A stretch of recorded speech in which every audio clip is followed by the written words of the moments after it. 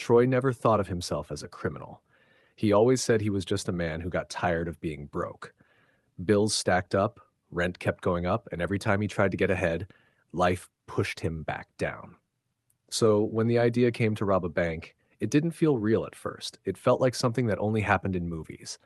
But one bad month turned into another, and before long, Troy convinced himself he had no choice. The bank he chose sat on the corner of an old street nobody paid much attention to anymore. It was small, quiet, and looked outdated compared to the newer buildings around town. To Troy, that meant easy. Less security, less people, less problems. He planned everything for weeks. Mask, gloves, cheap hoodie, in and out in under 3 minutes. The day he did it, his heart pounded so hard he thought everyone in the building could hear it. But nobody stopped him. Nobody fought back. The teller handed over the cash with shaking hands, and Troy walked out with a duffel bag full of money. $200,000. When he got back to his apartment, he dumped the money on the bed and just stared at it. He started laughing. He actually pulled it off. That night, he took his girlfriend, Lila, out to celebrate. He didn't tell her where the money came from, just said he got lucky with a deal. They went shopping, bought new clothes, expensive shoes, jewelry, anything they wanted. The next day, he bought a used sports car he had always dreamed of owning. For the first time in his life, Troy felt like he was winning. 3 nights later, he heard the whisper. He woke up in the middle of the night, heart racing. At first, he thought it was the TV, but the room was silent. Then he heard it again. Give it back. The voice was low, dry, like someone speaking through a cracked throat. Troy jumped out of bed and checked the apartment. Nothing. No one. He told himself it was stress, guilt, nothing more.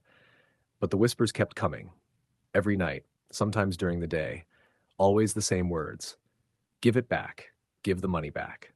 A week later, Troy got into a car accident. He wasn't speeding. He wasn't drunk. The brakes just locked up and the car slammed into a pole. The mechanic said it made no sense. The brake line looked like it had been cut clean through. Troy laughed it off at first, but later that night, the whisper came back louder than ever. Give it back. Then the new TV he bought sparked and caught fire. The jewelry Lila bought turned her skin green and cracked. His phone shattered after falling from a table that barely shook. Anything he bought with the money didn't last. That's when Troy started to believe something was wrong. He went online and searched the bank he robbed. At first, nothing unusual came up. Then he found an old article from years ago. The bank used to belong to a man named Vincent Stone. People called him the Finger Cutter. Nobody knew exactly why, but rumors said he punished thieves himself. Cut off fingers, broke hands, made sure nobody ever stole from him twice.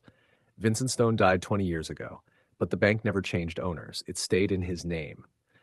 Troy kept digging. He found stories about robberies over the years, small ones, big ones.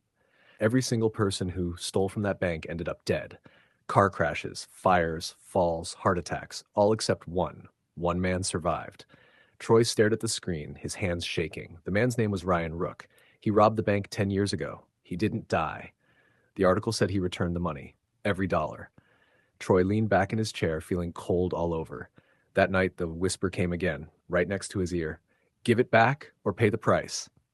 Troy looked at the bag of cash he had left. He had spent most of it already. Only about $125,000 remained. He did the math 3 times. He still owed $75,000. His stomach dropped. He knew the accidents weren't random. He knew the voice wasn't in his head. And deep down, he knew the only way to stop it was to give the money back. But now he had a bigger problem. He had to come up with $75,000 before whatever was watching him decided the time was up. And it was no longer asking for the money back.